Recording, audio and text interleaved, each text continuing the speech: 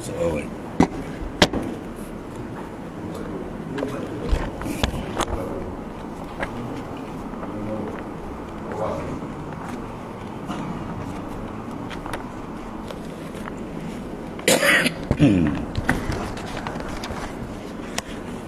إلى حضرة النبي المصطفى رسول الله صلى الله عليه وسلم آمين الكرام شاولهم الفاتحة أعوذ بالله من الشيطان الرجيم بسم الله الرحمن الرحيم إياك نعبد وإياك نستعين اهدنا الصراط المستقيم غير المغضوب عليهم ولا الضالين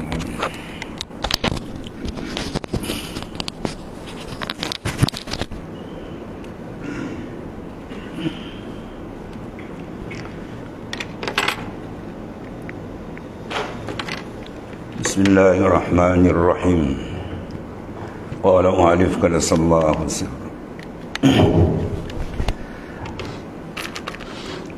أيها العبد أمرتك بخدمتي وضمنت لك بقسمتي وأخبأت لك جنتي فأهملت ما به أمرت وطمعت فيما ادخرت وشققت فيما قسمت ولم أكتفي بضماني حتى أقسمت ولم أكتفي بالقسم حتى مثلت فخاطبت عبادا يفهمون فقلت وفي السماء رزقكم وما توعدون فورب السماء والأرض إنه لحق مثل ما أنكم تنطقون أيها العبد wahai hambaku, aku perintahkan engkau untuk berkhidmat kepadaku. Aku menjamin bagimu dengan agihanku, dan aku sediakan bagimu syurgaku. Lalu engkau sia-siakan apa yang diperintahkan dengannya, dan engkau tamak pada apa yang engkau simpankan, dan engkau ragu-ragu dengan apa yang aku agihkan. Aku tidak sekadar menjamin hingga aku mengagihkan. Aku tidak sekadar bersumpah hingga aku melaksanakan. Maka aku seru kepada hamba-hamba yang memahami seraya aku bertitah, dan terdapat pada langit itu rezeki kamu dan apa yang dijanjikan kepada kamu. Maka demi Tuhan langit dan bumi sesungguhnya adalah ia satu kepastian seumpama apa yang kamu bercakap tentangnya.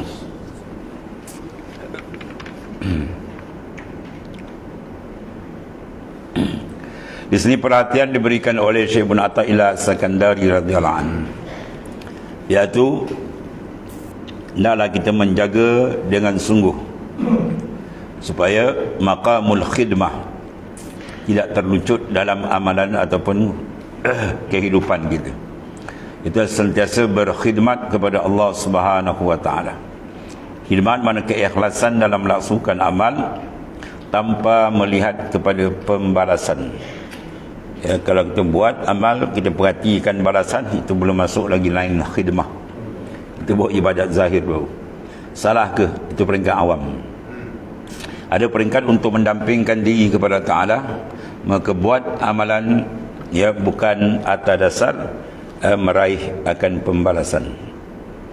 Hati kita kepada Tuhan dia, dengan mengharapkan khidmat yang kita buat, kita mendapat kasih sayang dari Allah Ta'ala. Itu maksud, itu maqamul khidmah. Kemudian disebut sini masalah jaminan, itu rezeki madmun, rezeki yang dijamin oleh Allah Subhanahu wa taala. Itu dalam perbahasan ulama-ulama sufi dalam bab rezeki panjang mereka hurai. Pada sini manusia banyak tergelincir. Ya, ahli ibadat zahir banyak tergelincir. Dia ibadat tapi qalbi dia masih lagi tidak tenang dengan jaminan rezeki yang Tuhan sebut, wa ma min dabatin fil ard illa 'ala Allahi rizquha. Tidak ada yang melata atas muka bumi melainkan rezeki dia siap, tak ada siapa boleh alih. Cuma rezeki madmun ni tak perlu banyak, dan kadang-kadang tak makan pun Tuhan beri kekuatan bagi dia. Itu setengah daripada madmun. Ya, rezeki yang Tuhan jamin. Ada pun rezeki yang lain-lain tu Tuhan bagi, tapi Tuhan jadikan sebab. Dia panggil rezeki maksub dan sebagainya. Ini kalau tak pandai break dia babas. Dia cari lebih banyak, dah banyak nak banyak lagi, banyak lagi habis. Akhirnya dia terjerumus dalam kelalaian. Orang suruh menimba amal saleh mendekat dengan Tuhan, dia sibuk mendekatkan diri daripada harta benda. Semakin hari semakin kuat kasih dia kepada benda, makin menyebabkan kasih ke Tuhan tadi akan terhakis sedikit demi sedikit. Ini amat bahaya. Kemudian Allah Ta'ala menjanjikan kepada kita supaya kita jangan ada kerisauan bahawasanya syurga itu ditetapkan. Balasan yang besar di syurga disediakan bagi hamba yang berkhidmat sungguh kepadanya. Tapi malangnya banyak manusia sia-siakan, ya, apa yang dibagikan Allah Ta'ala, maka mereka sia-siakan, maka tidak memberikan tumpuan apa yang telah dijanjikan oleh Allah Subhanahu Taala. Hasil daripada apa? Wahmun, penyakit waham yang hinggap dalam kalbi dia, syak dan sebagainya. Kemudian di samping itu pula di sini adalah ketamakan yang amat bahaya. Ya, tamak yang ada pada engkau. Benda yang dah ada pun kita tak cukup, itu maksudnya. Ya, tak ada, tak cukup. Nak cari lagi, ada lagi nak cari. Syukurnya tidak, ni tamak yang menghilangkan kehidupan dia. Betul sebut dalam kitab Iqna', satu syair ulama dia kata apa? Fardha bima qasamal maliku fa innama qasamal ma'isyata bainana qasamuha. Fardha bima qasamil malik, fardha bima qasamal malik. Redalah apa yang telah ditaksimkan oleh Malikul Haq, itulah Allah Subhanahu Taala. Apa yang Tuhan dah taksimkan, dia dah bagi cukup. Pembahagia maha adil, diberi banyak tu ada hikmat, diberi banyak ni pun ada hikmat di mana, supaya jiwa manusia tentam dan tenang, tidak terkacau untuk menghadap kepada Allah Ta'ala. Tapi bila benda ni tidak diamati, akhirnya dia terganggu, rohani dia terganggu, nak menghadap Tuhan dengan sibuk memikirkan benda yang sudah disediakan oleh Allah Subhanahu Ta'ala. Ia hasil daripada mereka diserang serangan hebat daripada syaitan. Asy-syaitanu ya'idukumul faqr.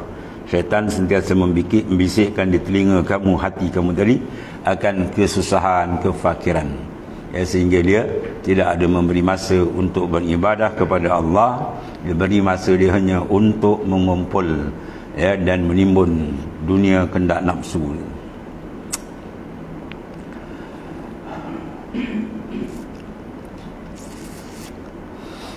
Allah.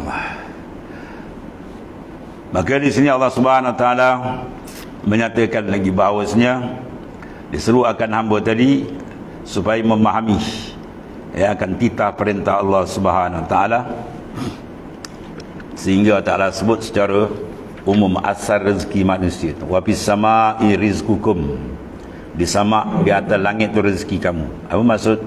Ai sababu rizki, sebab rezeki di langit. Apa? Al-matar, hujan. Kalau Tuhan belok hujan, dan bumi kemarau, kering kontang, tanah terbelah, binatang tumbang, akhir manusia pun tumbang.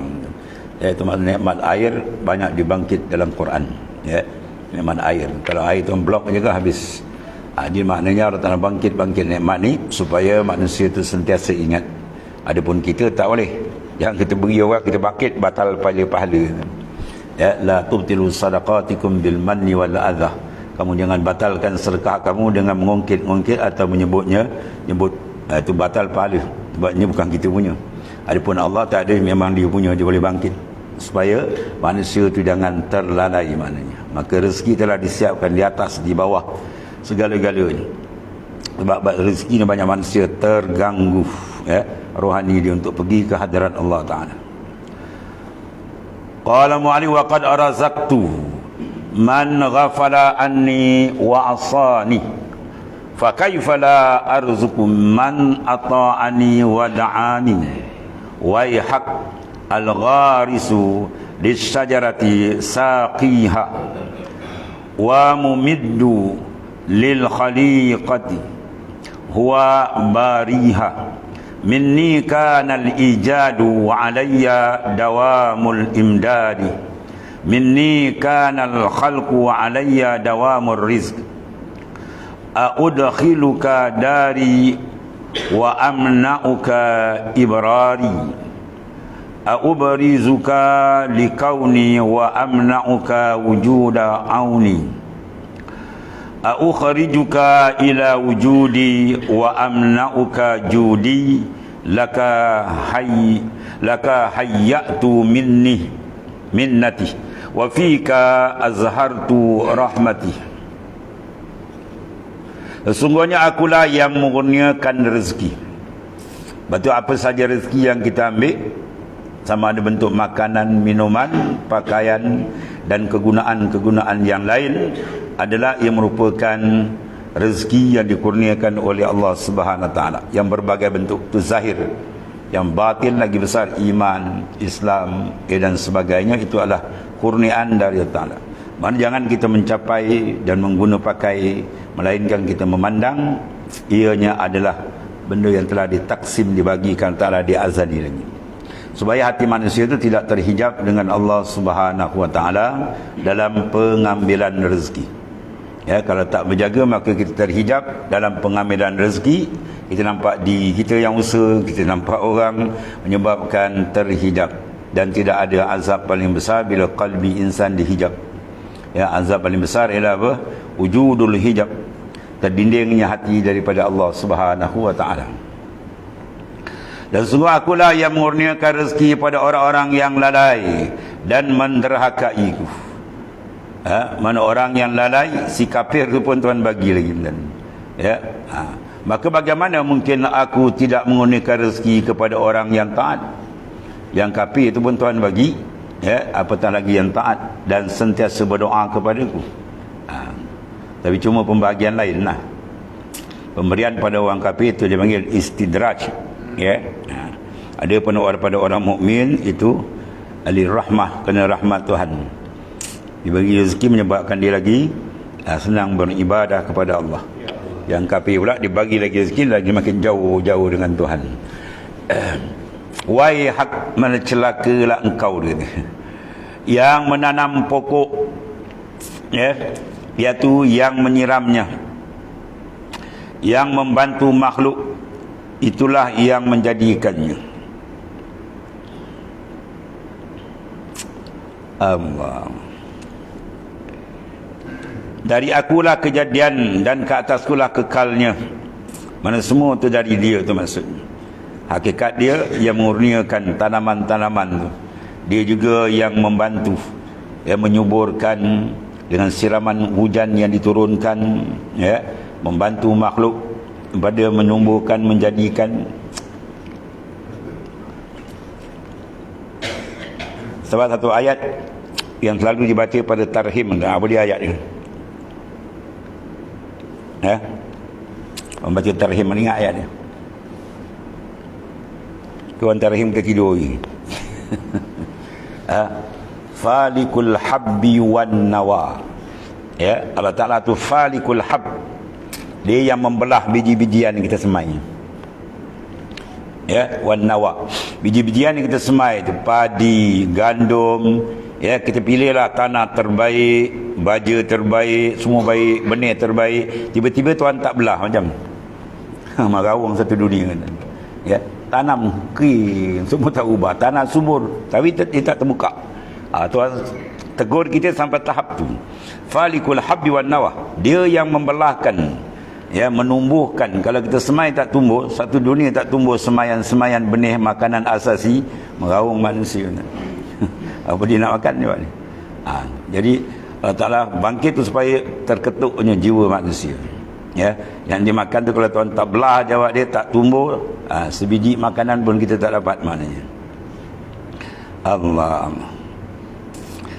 Kemudian dari akulah kejadian, mana dia yang menjadikan, menumbuhkan segala-galanya.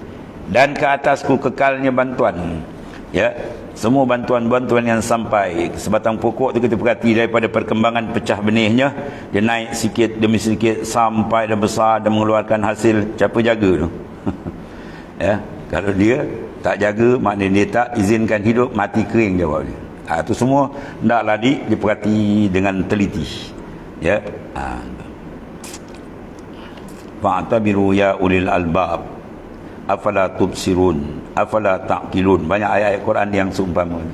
Ya, adakah kamu tak memikir, adakah kamu tidak memandang, Tuhan kata. Kamu tak ambil perhatian semua benda besar. Dan akulah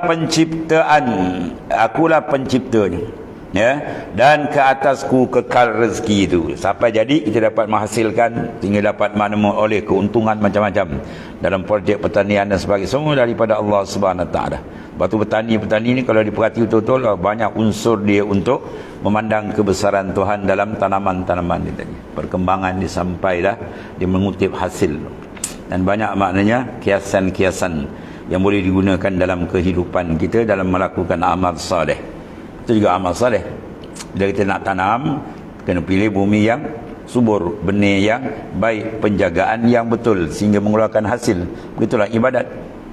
Ibadat kena sungguh dengan adab yang betul, ya. Kemudian jaga dia betul, jangan dirosakkan dengan penyakit-penyakit yang merosakkan dia sampailah dia dapat menuai hasil di akhirat itu. Itu maksudnya. Kemudian, adakah patut aku menzahirkan engkau kepada kejadianku serta aku menghalang bantuan daripadamu? Patut ke Tuhan maknanya jadi itu kemudian dia tak bagi rezeki. Mana ada? Setiap saat kita dalam kurnia yang tidak terhingga. Wa itta'undun ni'matallahi la tusuha. Kalau kita nak hitung nikmat Tuhan, tak terhitung. Nikmat dalam bentuk pemberian, nikmat dalam bentuk pemalingan masaib, ya, i'ta, pemberian. Malingkan musibah-musibah yang seribu satu macam boleh berlaku, dipalingkan tak kena kepada kita. Kita dalam keadaan sihat, ya, aman, sihat, dapat menggunakan pakai nikmat dia, maka tidak segianya insan itu lalai. Dia jangan lalai. Tuhan tak pernah lalai, kita pun jangan lalai. Sebab lalai itu musuh besar kepada perjalanan rohani kita kepada Allah Ta'ala. Kemudian, adakah patut aku mengeluarkan engkau kepada kewujudanku serta aku menghalang engkau daripada kemuliaanku? Maknanya, Allah wujudkan kita di dunia ini untuk kita mengecap kemuliaan yang paling besar sekali. Apa kemuliaan paling besar? Ma'rifatullah lah, tuan-tuan. Ma'rifat akan Allah, itu kurniaan yang paling besar. Dikenal Tuhan sebenar kenal, selesai masalah. Bahawa orang yang betul-betul kenal Tuhan, dia tak akan lagi hati dengan Tuhan, dia tak akan lagi pada syariat Allah, bahkan dia buat dengan sungguh-sungguh, bahkan dia dapat kelazatan dan bernikmat dengan Tuhannya. Itu yang besar. Lepas tu Sayyidina Ali karramallahu wajhahu mengatakan, aku tidak minat masuk syurga pada waktu kecil. Waktu kecil belum balik mati, confirm syurga. Aku tak minat macam tu. Aku minat aku dibesarkan sehingga aku mengenali dia dan aku mengabdikan diri kepada dia, kemudian baru dimasukkan syurga. Mana besarnya makrifah akan Allah dan ubudiyah, kehambaan kepada Allah Subhanahu wa taala. Itu besar. Wa ma qana'tu bid dunya hatta dakhartu laka jannati wa maktafaitu laka bizalika hatta adkhaftuka bi ru'yati fa iza kanat hazihi af'ali fa kaifa tashukku fi ifdali fakhtarni wa la takhtar alayya wa wajjih qalbak bisidqi ilayya. Ini besar. Wa wajjih qalbak bisidq ilayya fa in fa'alta araituka gharaibi lutfi wa bada'i'a judi wa amitti wa umatti sirraka bisyuhudi. Itu besar punya ni. Aku tidak merasa cukup, aku tidak merasa cukup dengan dunia ini untukmu. Nah, ni Tuhan sediakan pula besar syurga di akhirat. Itu maksudnya. Nikmat dunia kadang nampak besar tak? Oh, sebisan itu. 99% di akhirat. 100% Tuhan jadikan rahmat, dicempak atas dunia 1%, kan? Mengambil pakai oleh insan manusia tadi segala-galanya makhluk daripada awal dunia sampailah kiamat. 1% je. Bayangkan 99 macam mana. Tu sebab Rasulullah buat penggulungan, tak boleh nak tangkap, kenikmatan besar sana. Ya, a'datu li ibadiyas salihin ma la ainun ra'at wala uzunun sami'at wala ala khatari qalbil bashar. Aku sediakan pada hamba-Ku yang saleh, yang taat, benda yang tak pernah dilihat lagi, tak pernah didengar lagi, tak pernah terlintas kita khayal macam mana hebat, sana lebih hebat lagi. Itu maknanya Tuhan sediakan. Allah tu makna kemurahan kasih sayang Tuhan yang terlampau hebat. Ya. Kemudian aku tidak memadai dengan hal demikian untukmu, sehingga aku anugerahkan kepadamu untuk melihatku. Itu nikmat kemuncak dia. Tak ada nikmat paling besar dalam syurga, itu lihat ru'yah. Wujuhun yawma idzin nadhirah ila rabbiha nazirah. Wajah orang beriman berseri-seri kepada Tuhannya, ia dibukakan melihat. Apabila segala ini adalah perbuatanku, bagaimana engkau masih ragu-ragu terhadap kurniaku? Tak lain tak bukan dia kena dihinggapi racun daripada tembakan syaitan dan nafsu yang sentiasa meragukan maknanya kurnia Tuhan, padahal dia mengambil itu dah banyak dah. Oleh itu pilihlah aku. Naklah kamu memilih Allah Ta'ala dalam jalan kehidupan, jangan pilih jalan yang lain. Wa anna hadza sirati mustaqiman fattabi'u wa la tattabi'us subula fatafarraqa bikum an sabili. Dan inilah jalanku Islam, ya, maka fattabi'u, naklah kamu semua mengikutinya. Wa la tattabi'us subula, kamu jangan ikut jalan-jalan yang lain, cari hidup yang lain, izm yang lain. Kalau kamu bawa fatafarraqa bikum an sabili, bala Tuhan kenakan kamu akan berpecah belah kamu sendiri. Ya, kamu akan berpecah belah, kamu akan bergaduh, ya, tak habis-habis sebab tak ikut jalan Allah Ta'ala. Jadi jalan ni Allah tunjukkan bagi kita. Kemudian apa yang perlu kita buat ni, wa wajjih qalbak bisidqi ilayyah. Maka hadapkanlah hatimu kepadaku. Itu yang penting. Setiap saat hati dia hendaklah menghadap. Tawajjuh itu mana wajah. Dan semayang dia kan, wajah tu wajhiya lillazi, itu tawajjuh. Tawajjuh mana kita menghadapkan kalbi kita terus kepada zat yang maha besar, zat yang tunggal dalam ketuhanan dan pentadbirannya. Allah.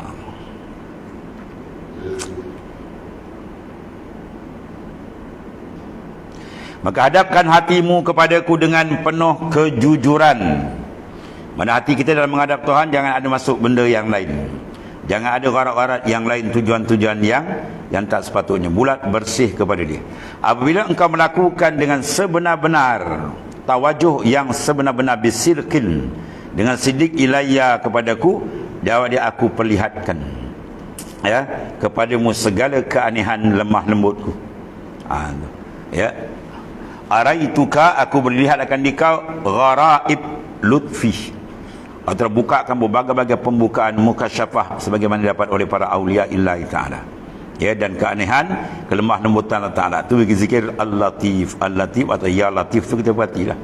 Mana semua yang berlaku ni hasil daripada kelemah lembutan kasih sayang Allah Ta'ala. Dia mengadakan berbagai-bagai nikmat yang tidak terhingga balik.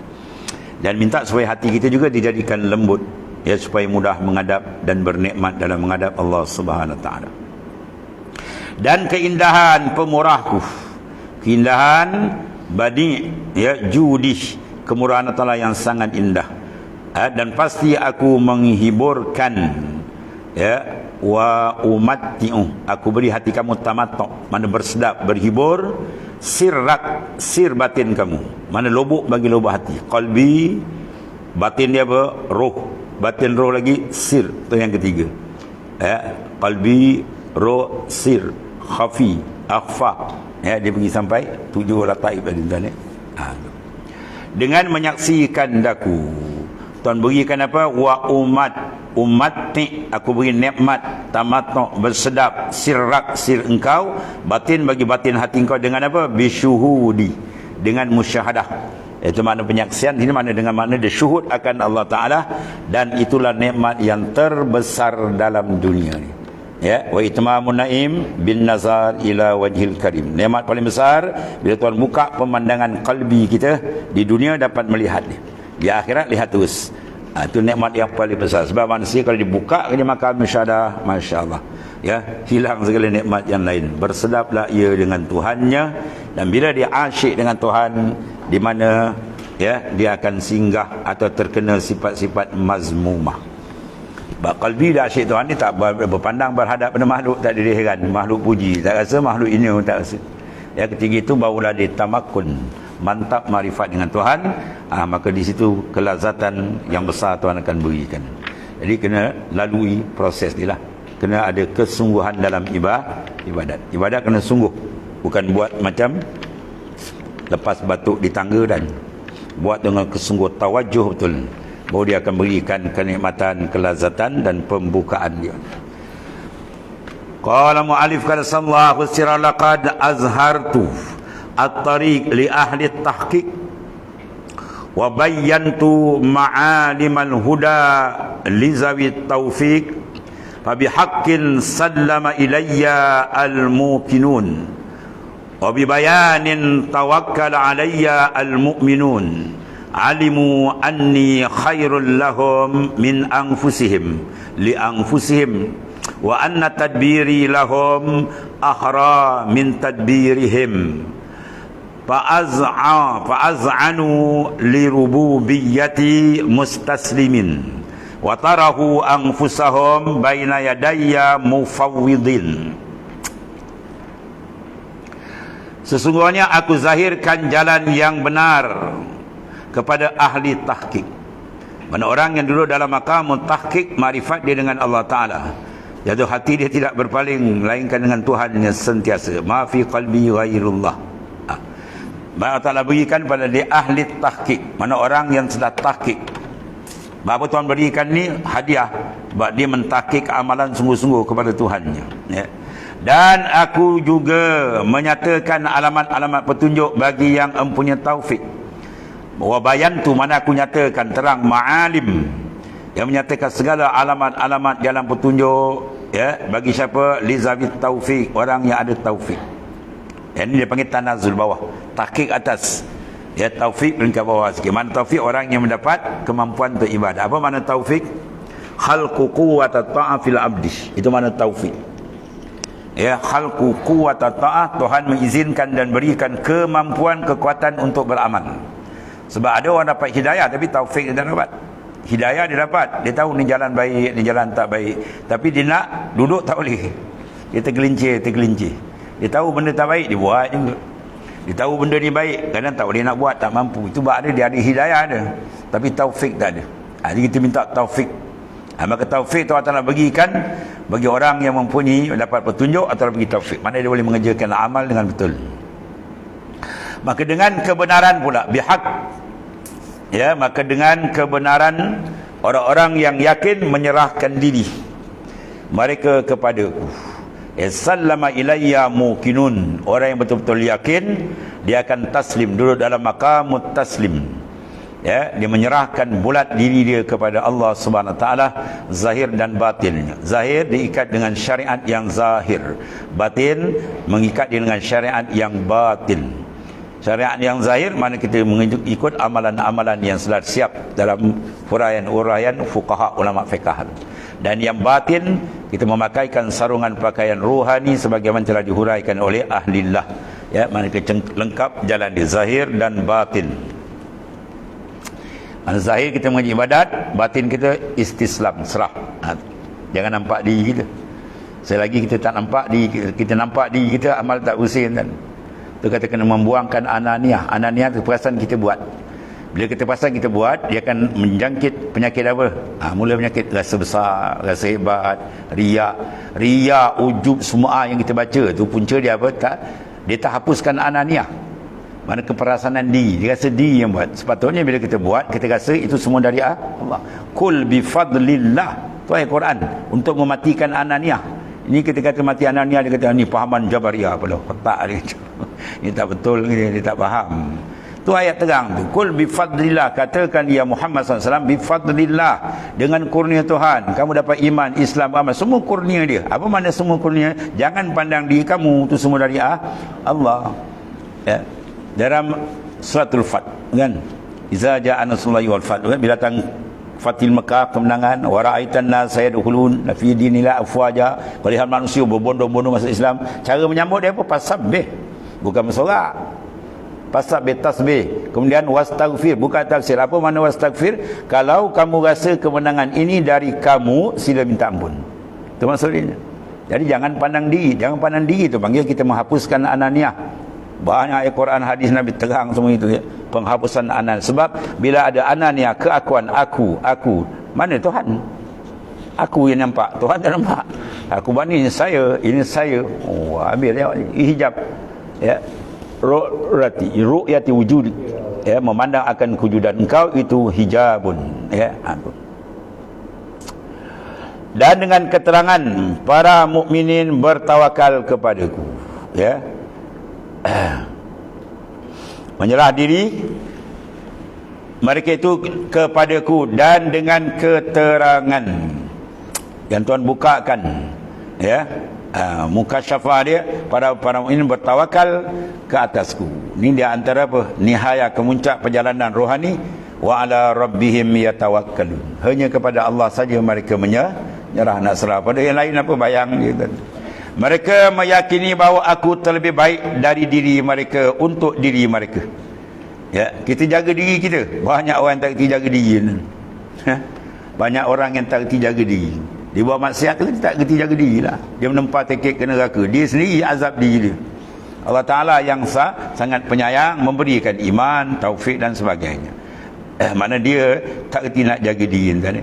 Jangan serahkan diri pada kita. Serahkan diri kita kepada Allah, makna minta setiap saat kita dalam bantuan, pertolongan dia, hidayah, taufik, mukasyafah dan sebagainya. Lebih banyak daripada tadbir mereka itu. Lantaran itu mereka menundukkan diri kepada rububiyahku, pada ketuhanan Allah Ta'ala, dengan merendah diri. Itu yang dikendaki. Ya, dalam keadaan dia merendah diri bagi rububiyah Allah Ta'ala, dan mereka mencampakkan diri-diri mereka di hadapanku. Mereka mencampak watarahu anfusahum baina yadayya mufawwidin, dalam keadaan mufawwid. Mana apa mufawwid? Mereka menyerahkan diri. Itu mana mufawwid, mana orang yang menyerahkan diri dia bulat kepada Allah Subhanahu wa taala. Bila dia serah, maka Tuhan bantulah. Ya, bila kita serah aja, Tuhan bantu dan kita mendapat kasih sayang dia. Saya selalu buat misal apa? Petang raya kita bawa dua anak kita, satu bongsu, satu sulung. Ya, nak beli pakaian. Yang sulung kata, kau nak apa? Tanya anak dia. Anak dia kata, serahlah pada apa, saya ikut aja. Yang seorang ni 10 kedai tak nak lagi macam. Ya, yang bongsu mana dengar dia kena lepuk kepala. Ini kau tak nak, ni lepuk kepala kau. Banyak kepandai kau. Mana serah. Bila kita serah, ikutlah apa nak. Itu mana dapat kasih sayang Allah Ta'ala. Dia jadikan kita golongan mufawwidin, mana orang yang menyerahkan diri kepada Allah Subhanahu Taala. Dia panggil tauhid, itu dipanggil maqamut tauhid. Kalau mutawakkilin, itu orang duduk makam tawakul. Ya, kalau mufawwidin, mana orang duduk dalam makam tauhid. Ya, musallimin, mana duduk dalam makam taslim. Dia duduk dalam makam taslim, dia panggil musallimin. Kalau duduk dalam makam tauhid, dia panggil mufawwidin. Kalau duduk dalam makam tawakul, dipanggil mutawakkilin. Itu semua ada makam-makam peringkat-peringkat yang disediakan oleh Allah Subhanahu Wa Taala. Kemudian sumakal ba'awwituhum iwadha zalika rahatan fi nufusihim wallahu alam.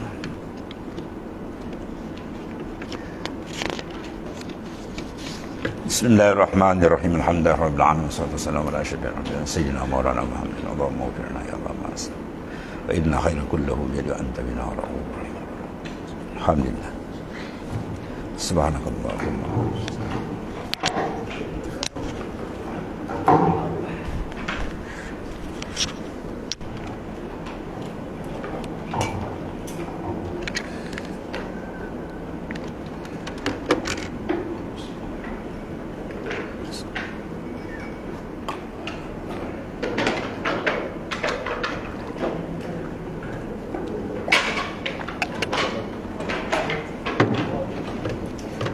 Ya Karim.